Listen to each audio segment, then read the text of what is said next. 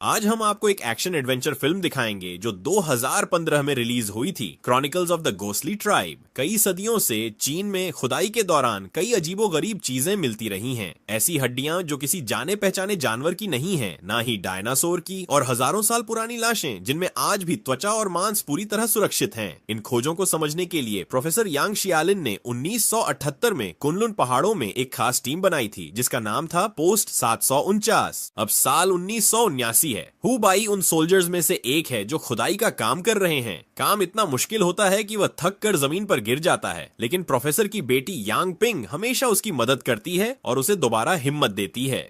जब who by ने उसे पहली बार देखा था तो उसे महसूस हुआ कि जैसे वह उसे पहले से जानता हो। दोनों के बीच एक खास रिश्ता है जिसे देखकर हु बाई का दोस्त सांग सुन जलन महसूस करता है। एक दिन जब टीम खुदाई के दौरान किसी अनजान जीव की एक विशाल खोपड़ी निकालती है, तभी पूरी गुफा हिलने लगती है और अचानक एक जोरदार धमाका होता है जिसमें उनका पूरा कैंप तबाह हो जाता है। ऑफिसर हान ज्यूयांग की अगुवाई में सैनिक अपने हथियारों के साथ तैयार हो जाते हैं, लेकिन उस गुफा से सिर्फ प्रोफेसर यांग और कुछ मजदूर ही बाहर निकलते हैं। हालांकि ये हादसा पूरी तरह से नुकसानदेह नहीं था। अब गुफा के अंदर एक नया रास्ता खुल गया है, इसलिए प्रोफेसर यांग के साथ एक स्पेशल टीम को भेजने का फैसला होता है ताकि वो उस रास्ते की जांच कर सकें। यांग पिंग तुरंत अपने पिता के साथ जाने के लिए वॉलंटियर करती है और उसे देखकर हु बाई भी हामी भर देता है। इसी वजह से सांग सुन भी उनके साथ जाने का फैसला करता है। टीम गुफा के अंदर जाती है और नए रास्ते का पीछा करती है। थोड़ी देर बाद उन्हें एक गहरी खाई दिखाई देती है जिसमें वे नीचे उतरते हैं। वहाँ उनके आसपास एक तितली जैसे दिखने वाला अजीब सा जीव उड़ता हुआ दिखाई देता है। वो लोग आखिरकार एक बर्फीले प्लेटफॉर्म तक पहुंच जाते हैं जिसके बीचों बीच एक और गहरा गड्ढा होता है। वो इसमें भी नीचे उतरते हैं और एक अनएक्सप्लोर्ड गुफा तक पहुंचते हैं जो अजीबोगरीब जीवों के जीवाश्मों से भरी होती है। कुछ देर तक वहां घूमते रहने के बाद उन्हें एक एग्जिट मिलता है जो उन्हें उस पहाड़ी के बिल्कुल दूसरी तरफ ले जाता है जहां से वो आए थे। वहां प्रोफेसर यांग हु बाई को बताते हैं कि किंवदंतियों के अनुसार इस क्षेत्र में एक प्राचीन साम्राज्य का दरवाजा छुपा हुआ है जो एक पुराने सीक्रेट एम्पायर से जुड़ा था। उनकी बातचीत तब रुक जाती है जब बाकी सोल्जर्स उन्हें एक बेहद अहम चीज दिखाते हैं, बर्फ पर एक बहुत ही बड़ा पंजे का निशान। जब हान और बाकी लोग पहाड़ी के प्रवेश द्वार पर एक दरवाजा इंस्टॉल कर रहे होते हैं, प्रोफेसर यांग और उनकी टीम उन पंजों के निशानों का पीछा करते हैं, लेकिन सबसे पहले जो क्रिएचर्स उन्हें दिखाई देते हैं वो वही उड़ने वाली छोटी चीजें होती हैं जो उन्होंने पहले गुफा में देखी थीं। मगर अब करीब से देखने पर उन्हें समझ आता है कि वे तितलियां नहीं बल्कि अजीब सी चमगादड़ें हैं। लेकिन जैसे ही एक सैनिक एक चमगादड़ को अपने हाथों से पकड़ता है, उसका शरीर नीली आग पकड़ लेता है और वो इतनी तेजी से जलता है कि कुछ ही पलों में उसकी सिर्फ हड्डियां बचती हैं।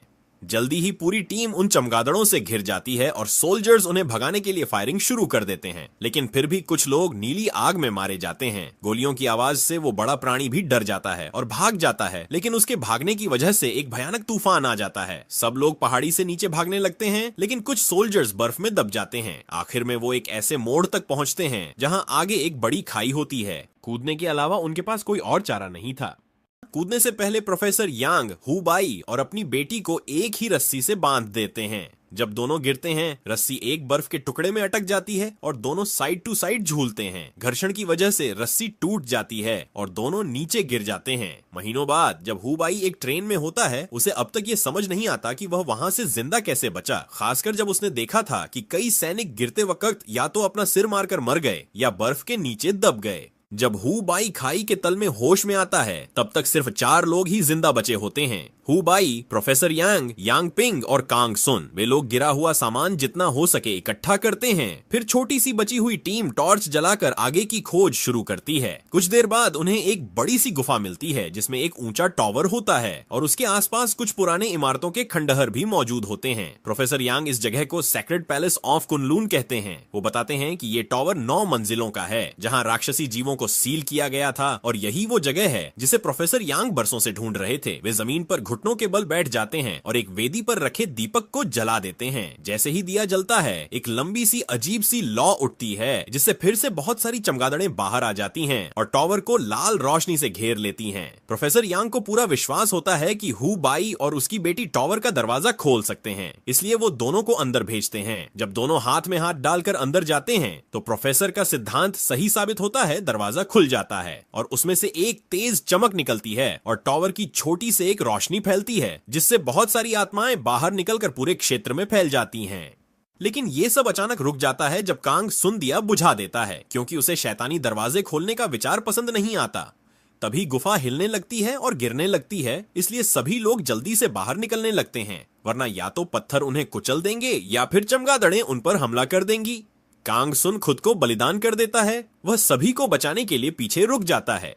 चमगादड़ें उस पर हमला करती हैं और नीली आग से उसे जला डालती हैं, लेकिन उसके शरीर के फटने से बहुत सी चमगादड़ें भी मारी जाती हैं। फिर भी कुछ चमगादड़ें बची रहती हैं और बची हुई टीम का पीछा करती हैं। वे लोग एक एग्जिट तक पहुंच जाते हैं, लेकिन आगे ज्यादा नहीं जा सकते, क्योंकि वह एग्जिट एक ऊंची सी चट्टान के ऊपर होता है। चमगादड़ें उन तक पहुंच जाती हैं और जब हु बाई टॉर्च से उनसे लड़ने की कोशिश करता है तो एक चमगादड़ उसे काट लेती है और उसके कंधे पर आग लग जाती है।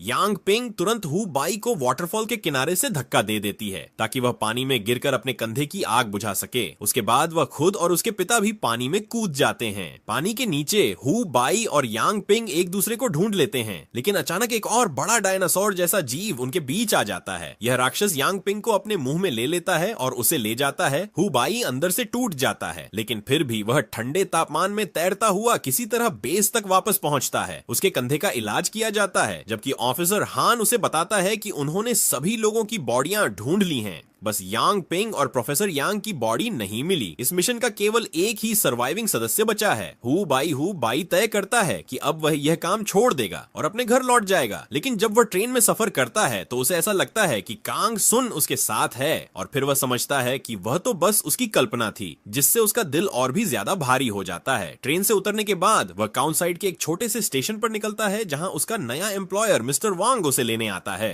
हु बाई को यह नहीं पता होता कि ऑफिसर हान और वैज्ञानिक चेन डोंग उसे ढूंढ रहे हैं। अब साल हो चुका है 1982 और हु बाई मिस्टर वांग की लाइब्रेरी में काम शुरू करता है। उसकी जिंदगी अब शांत और साधारण हो गई है। एक दिन जब वह मिस्टर वांग के साथ लंच पर जाता है तो मिस्टर वांग उसे एक लोकल रेस्टोरेंट ले जाते हैं। वहां हु बाई हैरान रह जाता है जब उसकी मुलाकात उसके बचपन के दोस्त वांग कैशुआन से होती है, जो अब वहां एक एंटरटेनर के रूप में काम कर रहा होता है। हु बाई को शक होता है कि मिस्टर वांग ने उसे जानबूझकर वहां ले जाया था। लाइब्रेरी में काम करते हुए हु बाई को प्रोफेसर यांग की एक रिसर्च बुक मिलती है, जिसमें डेमन टावर का एक चित्र भी होता है। तब उसे समझ आता है कि टावर को खोलना हमेशा से प्रोफेसर यांग का मकसद था, और वह जानता था कि सिर्फ हु बाई और यांग पिंग ही इस काम को पूरा कर सकते हैं। इसी वजह से वह हमेशा उन्हें साथ और सुरक्षित रखना चाहता था। इसी दौरान पोस्ट 749 में एक्सप्लोरर्स एक पुरानी ताबूत खोज निकालते हैं, जिसमें एक जिंदा लड़की होती है जो हु बाई की खोई हुई दोस्त यांग पिंग जैसी दिखती है, लेकिन वह खुद को शर्ली कहती है। उसके पास कुछ अजीब शक्तियां होती हैं जिन्हें वह कंट्रोल नहीं कर पाती, और उसे यांग पिंग होने की कोई याद भी नहीं होती। इसीलिए टीम फिलहाल उसे लॉक रखने का फैसला करती है। हु बाई को लाइब्रेरी में प्रोफेसर यांग की किताबें मिलती रहती हैं, जिनमें कुछ खास पन्ने उसके लिए पहले से मार्क किए गए होते हैं। वांग कैशुआन की मदद से वह इन प्राचीन कथाओं में इतना गहराई तक उतर जाता है कि पूरे महीने बीत जाते हैं उन्हें पढ़ने और समझने में। धीरे धीरे उसे असली कहानी का पता चलने लगता है। एक समय था जब डेमनों की दुनिया से एक मानवीय प्रजाति अस्तित्व में थी, जिनके पूर्वज शनि ग्रह सैटर्न से आए थे। ये लोग डेमन और मानव दोनों की संतानों जैसे थे, और वही टॉवर उनकी विरासत था। टॉवर की रक्षा के लिए कुछ संरक्षकों की जरूरत थी, लेकिन 10,000 साल पहले यह प्रजाति पृथ्वी से लुप्त हो गई थी, क्योंकि तब इंसानों ने डेमनों के नियंत्रण से आजादी पा ली थी। लेकिन हु बाई के पास अब भी कुछ सवालों के जवाब नहीं थे, जैसे कि उसके और यांग पिंग के पास टॉवर खोलने की शक्ति क्यों थी, प्रोफेसर यांग उस टॉवर को खोलना क्यों चाहते थे, और ये रहस्यमयी किताबें हु बाई तक कौन पहुंचा रहा है।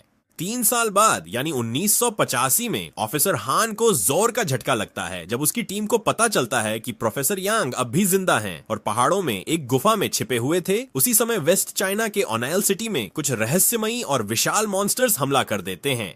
ये प्राणी रास्ते में आने वाली हर चीज को तबाह कर देते हैं और पीछे सिर्फ खंडहर छोड़ते हैं। प्रोफेसर यांग हान को बताते हैं कि ये सब टॉवर खोलने का नतीजा हो सकता है, इसलिए वे भी जांच के लिए वहां पहुंच जाते हैं। इसी दौरान हु बाई के कंधे का निशान फिर से तेज दर्द देने लगता है, और जब वह डॉक्टर के पास जाता है तो उसका रिकॉर्ड सिस्टम में दर्ज हो जाता है, जिससे ऑफिसर हान को उसकी लोकेशन का पता चल जाता है। एक दिन दर्द इतना तेज हो जाता है कि हु बाई की पीठ से आग निकलने लगती है और उसके अंदर से कुछ अलौकिक शक्तियां जाग उठती हैं। लाइब्रेरी का हर फर्नीचर हवा में तैरने लगता है। तभी मिस्टर वांग वहां आता है, जैसे कि उसके लिए यह सब कुछ सामान्य हो, और वह बताता है कि बैट अटैक के बाद हु बाई के खून में एक डेमोनिक फोर्स प्रवेश कर गई थी। अब वही फोर्स उसे शक्तियां दे रही है, लेकिन अगर उसे कंट्रोल न किया गया तो वही ताकत उसे बर्बाद भी कर सकती है। हुबाई को समझ नहीं आता कि मिस्टर वांग को ये सब कैसे पता है, लेकिन तभी मिस्टर वांग अपनी शक्तियों का इस्तेमाल करके पूरी लाइब्रेरी को एक पुरानी कब्र में बदल देता है और बताता है कि वह सॉ लिन राष्ट्र के प्रिंस ही का रक्षक है। वहाँ और भी रक्षक आत्माएं मौजूद होती हैं, बिल्कुल वैसे ही जैसे टॉवर के पास मिली थीं। उनमें से एक आत्मा कांग सून की भी होती है। मिस्टर वांग समझाता है कि प्रिंस यी हु बाई का पूर्वज था। प्रिंस यी ने ही इंसानियत का नेतृत्व किया था जब डेमोन उन्नत तकनीक के साथ धरती पर राज कर रहे थे। प्रिंस यी ने अपने ही शरीर का उपयोग करके उस टॉवर को सील किया था, जिसके बाद ज्यादातर डेमोन धरती से चले गए, लेकिन कुछ डेमोन छिप गए और इंसानी रूप लेकर लोगों से शादी तक कर ली। अब यही वजह है कि वे सब हु बाई को चाहते हैं, क्योंकि वही प्रिंस यी का वंशज है और केवल वही टॉवर को दोबारा खोल सकता है, जिससे डेमोन फिर से आजाद हो सकते हैं। दूसरी ओर पोस्ट 749 में ऑफिसर हान गुस्से में होता है जब उसे पता चलता है कि उनकी टीम प्रोफेसर यांग को फिर से खो चुकी है। लेकिन फिर एक खुशखबरी मिलती है, शर्ली यानी यांग पिंग जाग गई है। अब वह हु बाई के साथ मिलकर अपने पिता को ढूंढना चाहती है।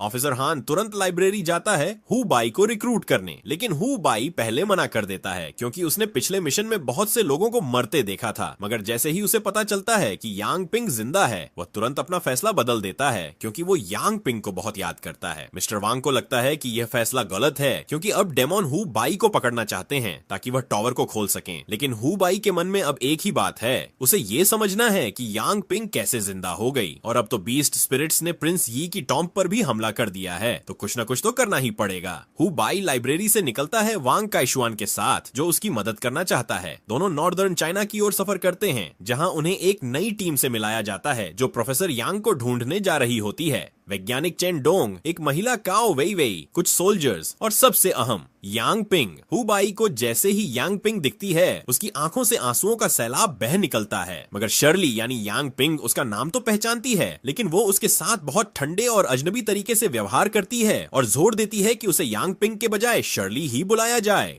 पूरी टीम ऊंटों पर सवार होकर रेगिस्तान का सफर तय कर रही होती है। कुछ दिन शांति से गुजरते हैं, लेकिन अचानक उनका सामना एक जबरदस्त रेत के तूफान से हो जाता है। वो लोग जितनी तेजी से हो सके दौड़कर उससे बचने की कोशिश करते हैं, लेकिन एक छोटी सी बात उनकी नजरों से चूक जाती है। दरअसल वो सैंड स्टॉर्म इसलिए रुक जाता है क्योंकि वो लोग एक इनविजिबल फोर्स शील्ड के अंदर आ जाते हैं, जो उस तूफान को ओनियल वेल साइट के खंडहरों से दूर रखता है। जब वो एक सुरक्षित जगह पर पहुंचते हैं और ऊंटों से उतरते हैं, तब उन्हें पता चलता है कि भागते वक्त कुछ लोग खो गए हैं और उन्हीं में से एक वांग काइशुआन भी है। वो लोग दूर से दिख रही एक ओनियल वेल तक पहुंचने की कोशिश करते हैं, लेकिन तभी उन पर एक डेमोन क्रीचर हमला कर देता है। वो सभी भाग जाते हैं और अलग अलग हो जाते हैं। एक सोल्जर डेमोन के हाथ लग जाता है और मारा जाता है, जबकि बाकी लोग किसी तरह ओनियल वेल सिटी तक पहुंच जाते हैं। लेकिन वहां उनका सामना एक और डेमोन से हो जाता है। वो डेमन सबको मार डालता है, सिर्फ वांग काइशुआन और उसका एक दोस्त बचते हैं। दोनों एक पुरानी साइकिल ढूंढते हैं और उस पर सवार होकर ऑयल सिटी की तरफ निकल पड़ते हैं, जहां वो आखिरकार बाकी टीम से मिल जाते हैं, जो वहां सिर्फ खंडहर और मरे हुए लोगों की लाशें ही खोज रही होती हैं। जब हु बाई को डेमन्स के हमले के बारे में पता चलता है, तो वह चाहता है कि सभी लोग तुरंत यह जगह छोड़ दें, क्योंकि वह नहीं चाहता कि माउंटेन्स जैसा एक और नरसंहार हो। लेकिन चेन डोंग और शर्ली कहते हैं कि वे अपना मिशन पूरा किए बिना नहीं लौटेंगे, मगर उनके पास ज्यादा बहस करने का समय नहीं होता, क्योंकि डेमन्स उन्हें ढूंढ निकालते हैं और सबको फाइट के लिए तैयार होना पड़ता है। टीम खुद को आर्म करती है और पहले डेमन पर फायर करती है। उन्हें लगता है कि वो मर गया। फिर वो लोग दूसरे डेमन का पीछा करने लगते हैं, लेकिन जब वो पलटकर देखते हैं तो देखते हैं कि पहला डेमन तो गायब हो चुका है। जब तक टीम डेमन्स से लड़ रही होती है, शर्ली चुपचाप एक पुरानी स्कूल बिल्डिंग में घुस जाती है। हु बाई उसके पीछे चला जाता है। वहां अंदर उसे लटकी हुई लाशें दिखाई देती हैं और एक बड़ा सा गड्ढा मिलता है। जब वह उसमें उतरता है तो उसे एक अंडरग्राउंड सुरंग मिलती है, जो सीधा प्रिंस यी की समाधि तक जाती है। वहां प्रिंस की समाधि में एक डेमन भी मौजूद होता है, जो हु बाई पर हमला कर देता है और उसे जख्मी कर देता है। लेकिन उससे ज्यादा कुछ करने से पहले शर्ली वहां पहुंच जाती है और अपनी शक्तियों का इस्तेमाल करके उस डेमन को कंट्रोल कर लेती है। शर्ली अपनी शक्तियों से बेहोश हु बाई के शरीर को हवा में उठाने लगती है और उसे धीरे से एक ताबूत के अंदर रखकर उसका ढक्कन बंद कर देती है। उधर दूसरी तरफ शहर में और भी डेमन आ जाते हैं, तो टीम ऊंची इमारतों की ऊपरी मंजिलों पर जाकर छिप जाती है और वहां से सिल्वर बुलेट्स और रॉकेट लॉन्चर्स से दूर से ही डेमन्स पर हमला करने लगती है। कुछ डेमंस को वो लोग हिट कर देते हैं, लेकिन ज्यादातर डेमंस गोलियों से बचकर इमारतों पर चढ़ने लगते हैं। वेई खुद को एक मैनिक्विन बनाकर डेमंस से बचा लेती है, फिर तेजी से भागकर एक बस में जा छिपती है, जहां वांग काइशुआन भी मौजूद होता है। दोनों मिलकर बस के अंदर डेमन के हमलों से बचने की कोशिश करते हैं, जो लगातार बस पर हमला कर रहा होता है। इसी बीच हु बाई ताबूत के अंदर होश में आता है और बाहर निकलने की कोशिश करता है, लेकिन उसे महसूस होता है कि कुछ जादुई हो रहा है। उसके सारे जख्म खुद ब खुद बहुत ही तेजी से भरने लगते हैं। तभी मिस्टर वांग की आत्मा उसके सामने आती है और कहती है कि यह ताबूत प्रिंस को वापस जिंदा करने में मदद करेगा। फिर हु बाई अंधेरे में गिर जाता है और अचानक ही खुद को डेमन टॉवर के सामने पाता है। वहां उसे आखिरकार यह पता चलता है कि यांग पिंग के साथ क्या हुआ था। जो बीस्ट उसे ले गया था, उसने उसे एक जलती हुई लौ के ऊपर गिरा दिया, जिससे उसका शरीर जल गया और वह डेमन क्वीन के कंट्रोल में आ गई। अब शर्ली डेमंस की क्वीन बन चुकी है और उन सबका इस्तेमाल करके शहर पर हमला कर रही है। बीस्ट के चले जाने के बाद हु बाई टावर के पास जाता है, जहां उसे डेमन क्वीन की आत्मा मिलती है। क्वीन बताती है कि यांग पिंग भी टावर का दरवाजा खोल सकती थी, क्योंकि वह भी उसी की वंशज है। लेकिन क्वीन कहती है कि वह अपना शरीर नहीं छोड़ेगी और अगर उसे मारा गया तो यांग पिंग भी मारी जाएगी। हु बाई वादा करता है कि वह कोई और रास्ता ढूंढेगा। क्वीन को यह बात सही लगती है, इसलिए वह हु बाई को वापस शहर भेज देती है।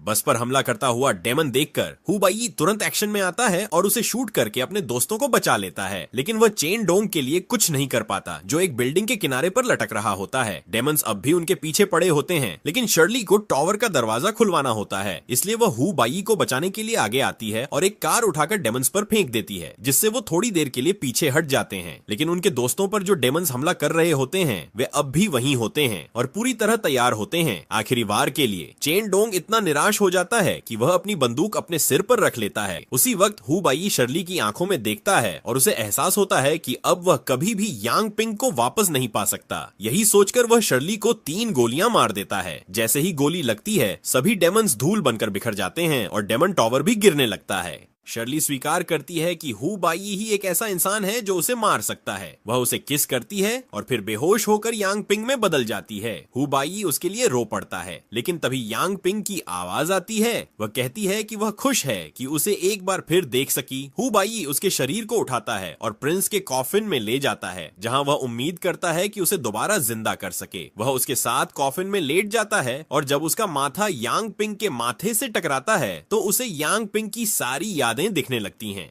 यांग पिंग के पास बचपन से ही खास शक्तियां थीं, जैसे किसी को जिंदा कर देना, लेकिन उसकी मां ने उसे कभी उन शक्तियों का इस्तेमाल नहीं करने दिया। जब उसने अपनी मां को नीली आग में जलते देखा, तब उसे पता चला कि उसकी मां भी उन्हीं डेमंस की वंशज थी, जो इंसानी रूप लेकर धरती पर आए थे और इंसानों से शादी कर ली थी।